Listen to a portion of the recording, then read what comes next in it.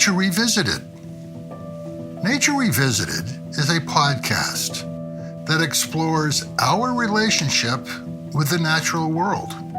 It consists of interviews, stories, and discussions that highlight the notion that nature is not a place one goes to, but rather a place one is already a part of, that we are nature. For those of you who are new to the podcast, my name is Stefan Van Norden. On this episode of Nature Revisited, we are honored to have Richard Louv back on the podcast, talking about his new book, Noticing: Intimate Encounters with the Natural World. Richard Louv is a journalist and author who has written such books as The Last Child in the Woods, Nature Principle, Vitamin N, and Our Wild Calling. Richard has written for the New York Times, Washington Post, Times of London, and Outside Magazine. Richard is also the co-founder of the Children and Nature Network. Through personal essays, rich with description, Noticing draws on wisdom from neuroscience, photography, and what he calls bioenchantment to offer a deeper understanding of what it means to see the world around us, where we live. Noticing is about finding yourself and understanding yourself better through encounters with the natural world. Richard joins me from his home in Southern California to talk about his latest book, Noticing.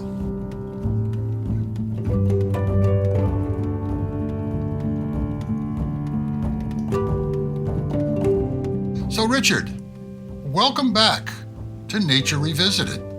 Thank you. Glad to be here. It's an honor having you back on the podcast. This time, talking about your new book, Noticing: Intimate Encounters with the Natural World. So let's start with, when did you first begin thinking about writing Noticing, and why? Well, I felt that I have nature deficit disorder, that thing that I've written about now for 20 years. I have that too. It's not only kids that have a deficit of experience in nature. My wife and I moved up to the mountains east of San Diego. There are mountain lions in our yard, which I find great pleasure in. As a kid, I would have given anything to see a bobcat, let alone a mountain lion. I become a 14-year-old when I see them. So I felt that I needed to experience what I experienced as a kid. I was walking alone up the road, and I was thinking how much I missed my fellow journalists, how much I missed the newsroom. I've always thought journalists are the smartest and the most irreverent people that I know. And that's a very good combination. But I also miss the act of reporting, of noticing, of going into a room where I have an appointment and walking up and seeing the pen in the pocket, the wallpaper, and the people around, what their faces were telling me. I would take all of that detail back, and that would become the color of the story that I would write. I missed that process of deep noticing. And then as I was walking, I realized I was still doing it. I was watching turkeys, wild turkeys, a group of them ahead of me. I saw the iridescence in their feathers, and I noticed the sounds they made. I noticed their relationships, how the big one would spread his tail and try to impress the female turkey. I noticed all this detail in the trees and the leaves around me. I was doing that naturally, just as I had done when I was a little kid. And that's where it starts. If you're lucky, if you experience nature when you're a kid. You say that Noticing, the book, is in part a response to your own struggle with nature deficit disorder. How has the process of writing this book, the process of noticing, changed your perception and relationship with nature, with the natural world? It's hard to put that in just a few sentences.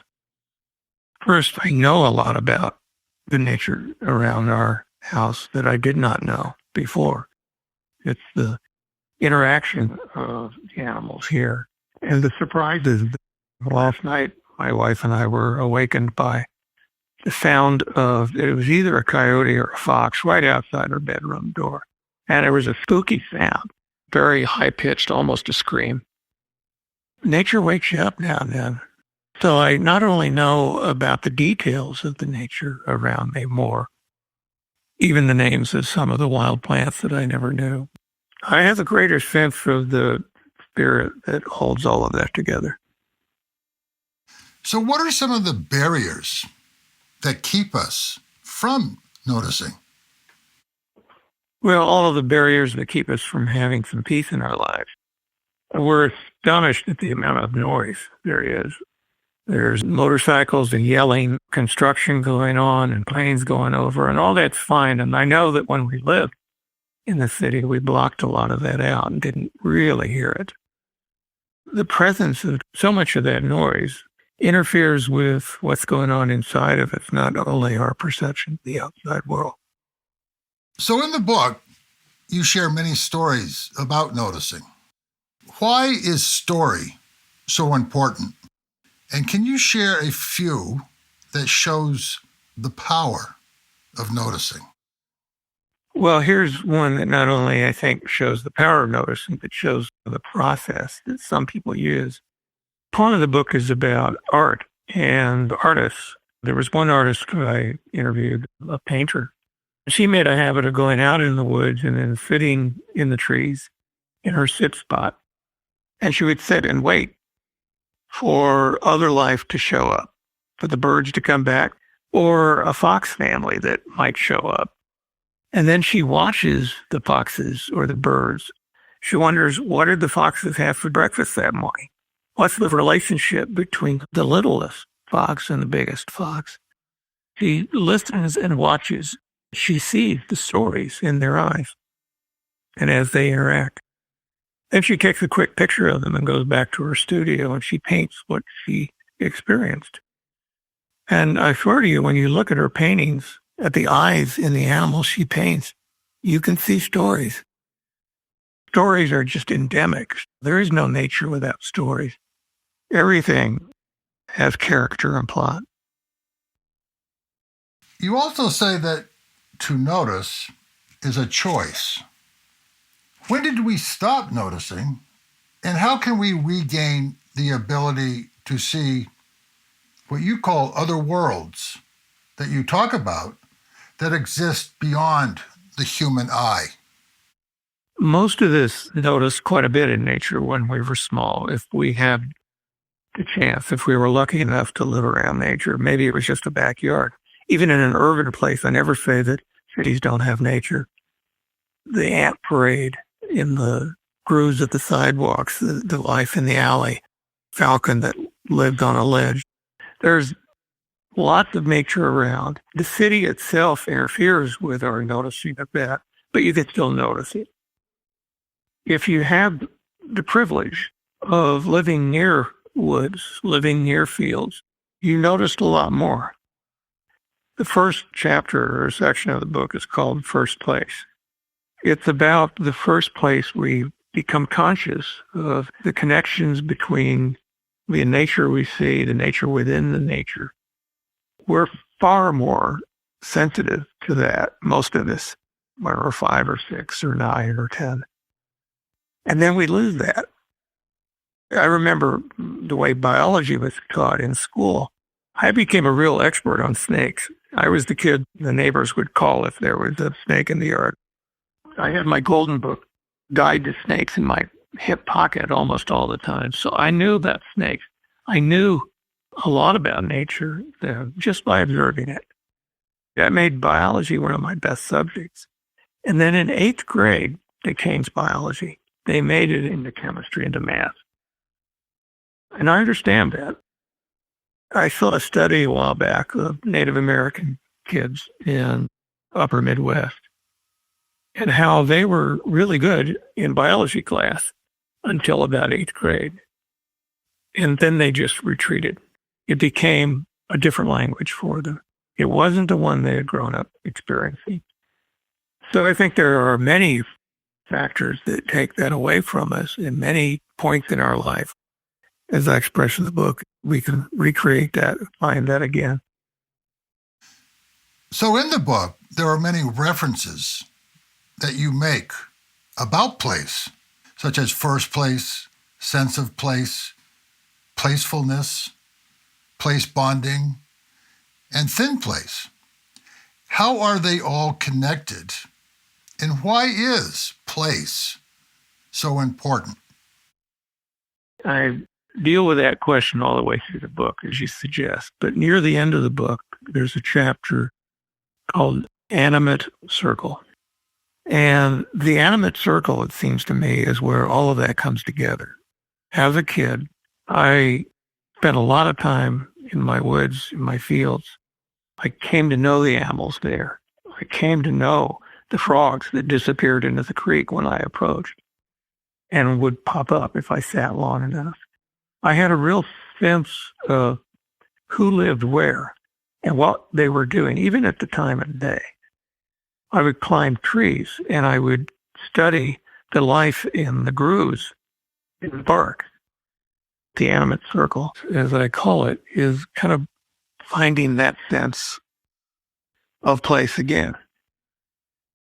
It's this concentric circles around one's house where you know kind of what's happening. Last night, a raccoon came to our water trough, as did 2 foxes, in addition to the howling coyotes. So I know kind of where they live. I have a sense where those foxes live, where the den is. I know the people within the animate circle too, the neighbors. They're part of nature too. This sense of living in a circle, I think, helps us focus on where we are and where we live and who else lives there. You also say in the book that a new and more inspiring view of the natural world is emerging. Can you share your personal definitions of bio-enchantment and deep noticing? Bio-enchantment is a word I coined after I experienced going up the mountain with a forest bathing group led by a nature therapist. And there were about 5 of us. And along the way, she would have us go out into the woods by ourselves. And she would have questions for us. Go out and find a tree that seems troubled or a tree that makes you feel a certain way, and then come back and tell me how you felt. One woman said that she went out, she selected one that had fallen into the branches of other trees, and what she felt was the pain of the tree that had fallen, but also the pain of the trees that had caught it. She came back and told that story. It had the cadence of folk tales. It had the cadence of all of those stories that are in our history and prehistory. Other people came back and told the same kind of stories. And then I wondered, where did elves come from and fairy tales come from? Maybe the fact is that when we go out and experience a forest, that we experience more than we think we do. Because we have way over 5 senses, and then those senses interplay. You have people who can taste color because of something about the way their brain works. But it gets very complex. But we have all of these senses. We have some of the ability of bloodhounds to follow a track with their nose through the forest, a scent track. People who did that research said people zigzag through the forest. It's exactly the same thing that animals who make their living with their nose do. They zigzag. So people, blindfolded, were using a sense that they didn't really know they had. It wasn't just smell. It was a relationship between smell and forest. And there was a lot of other things that we probably don't understand yet. Since the beginning, human beings have gone out into the forest or out into the desert, and they have used far more senses than we either do use or know that we have today. And then they came back to the fire and sat around and told about their experiences. And when they told that, they do what all humans do. They anthropomorphized it, turned it into spirits or elves or leprechauns. I was really fascinated by that. And the more I listened, the more I thought, they are sensing something out there, much more than the evident biology. This isn't just about fairy tales, though. During the last 20 years since Last Child in the Woods came out, there's been an explosion of research, scientific research on the benefits of nature to health, physical health, psychological health, cognitive functioning, all of that. In the last 10 or 15 years, there's been an explosion of other kinds of research. One is the study of the senses. We know far more about the senses that we didn't know 20 years ago. How much communication is going on in the forest or the desert? Much more than we're aware of. But it's there, and we can hear it if we notice. It's in ways that we don't fully understand at all. It's also beneath our feet. The studies of insects and microbes that live beneath our feet, all of that is in activity all the time if we're out in a place where it's allowed to exist. Having heard that, felt that, whatever it is, and then we turn it into elves and leprechauns, and that's not a bad thing. Indigenous people, for a long time, have experienced much more than we experience in a forest or a desert. They sense what's going on, probably use more of their senses, and they have more names for it. That process of both looking at nature and using our senses in ways we don't always know, the science of the complexity of life that surrounds us, put those two together, and that's what I call bioenchantment, that the forest is enchanted, just not enchanted in the way that we assumed. Elaborate a little more how indigenous cultures can help us broaden or see more deeply into that sense of nature. I interviewed some of the indigenous people who lived in this region. They have this sense of place. They have an intense sense of place that has been disrupted and torn away over and over again. But somehow there's the remnants of that still here. I was invited to a celebration. The Kumeyaay had a celebration up in the mountains. I was at this celebration. There were maybe 200 people. I think I was the only non-Indigenous person there. And there were Indian singers that were doing the chants and using their drums to tell stories in the language I didn't understand. At the end of it, the leader of that group of singers stood up and he said, "Our relatives are with us. They have come down and they're sitting in the trees." Later on, I saw a mural that somebody had painted there, and indeed it was faces of older people coming through the leaves of trees. That broader sense of the animate circle, that broader sense of life, that deeper sense of life, I think they're particularly sensitive to. And lots of other people are too, but we don't often listen to each other about that. So you mentioned earlier an artist and her connection to noticing. How is art and science coming together to help us understand and to notice more deeply the connections that all of our senses have with nature? There is a growing appreciation of indigenous wisdom in the sciences. we've kind of reached some limitations in Western science. Many scientists now are much more interested in what indigenous people have traditionally said about how life works. What is in the forest? What is in our lives? What's in the animate circle? The same is true of artists, that artists are now working with scientists to perceive more deeply what they're looking at when they decide to study it.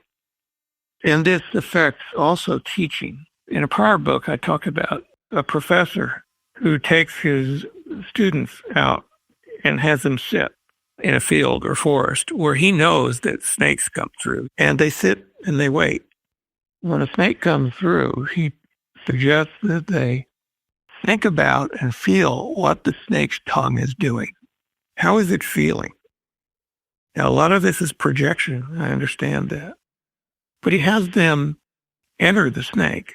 He actually says, you must become the snake. He said this is not anti-science. When his students go through that, they actually ask better scientific questions. And that's part of deep noticing, is going deeper than the knowledge that is in our books or videotapes. Actually using our imagination to see things that we can't see, feel things that we can't feel. Now, a lot of times there is nothing there, but sometimes there is.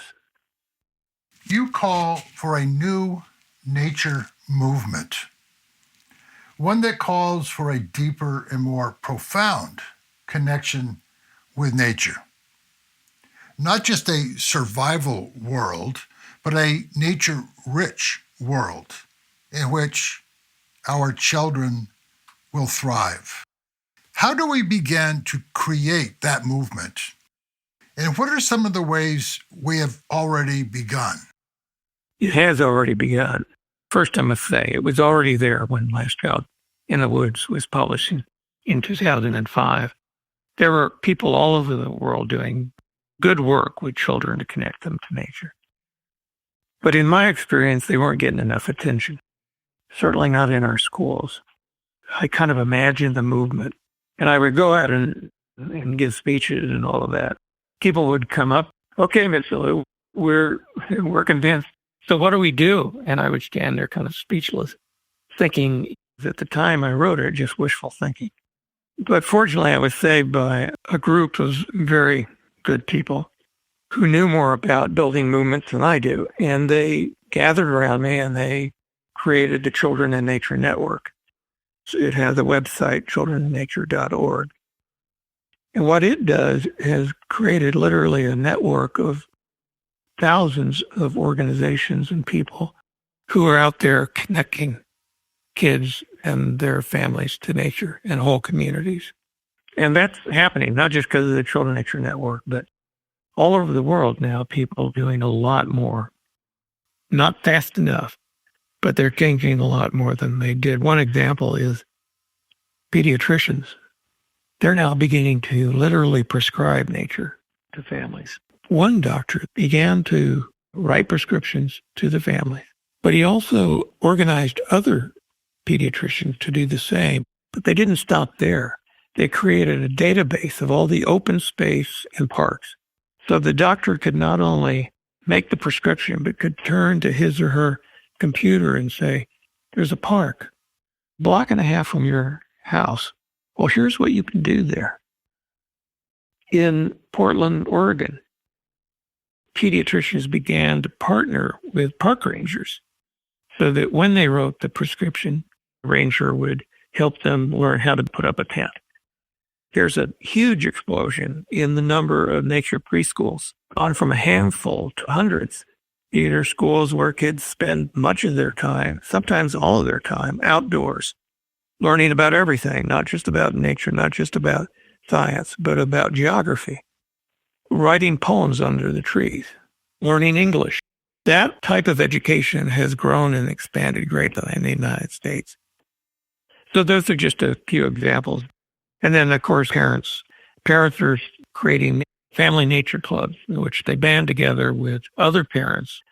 And they do that. There's a family nature club that was organized by parents here in San Diego that at one point, I think, have 4,000 families as members of it. Families, not individuals. And also part of the movement is the explosion in research.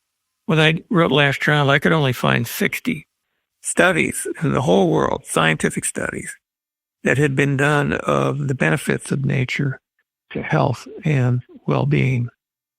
Today, there's over 1,500 studies, and there are abstracts of all of those studies on the Children in Nature Network website.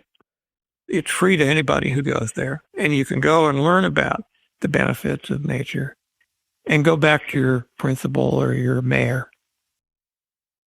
So finally, what do you hope the reader will take away with them after reading your book? Right now, we're in a difficult period of our history. We're surrounded by inauthenticity, surrounded by artificial everything, including artificial intelligence. We're feeling more and more artificial. Schools put kids in front of computer screens or iPads for much of their day. Some teachers tell these kids you can go anywhere you want through the internet. Problem with that is when you put us in front of a computer, we put a lot of energy in pushing senses away so that we can focus on the computer screen in an effort to go anywhere in the world. It doesn't work that way. That to me is the very essence of being less alive. And so what I would hope is people would read this and feel the opportunity to feel more real, more alive, and to push back at the inauthenticity that is moving in on us.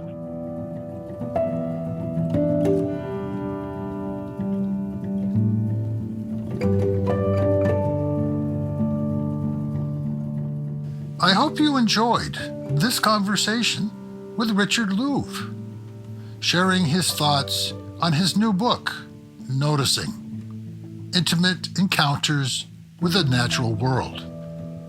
And I hope you take the opportunity to read Noticing and visit his website, richardlouv.com, to learn more about the work Richard has been doing to help all of us connect better with nature. Norden Productions would also like to announce the publication of Nature Revisited, Stories of Hope for a Planet and Its People. Nature Revisited, the book, is a collection and celebration of 20 interviews from the first 6 years of the podcast. 20 incredible interviews transcribed from episodes with people such as Ursula Goodenough, Doug Talmy, Camille Dungy, and Kurt Meany, to name a few. People who are making a difference in the way we perceive our relationship with nature and the natural world, and who are helping to shape our future.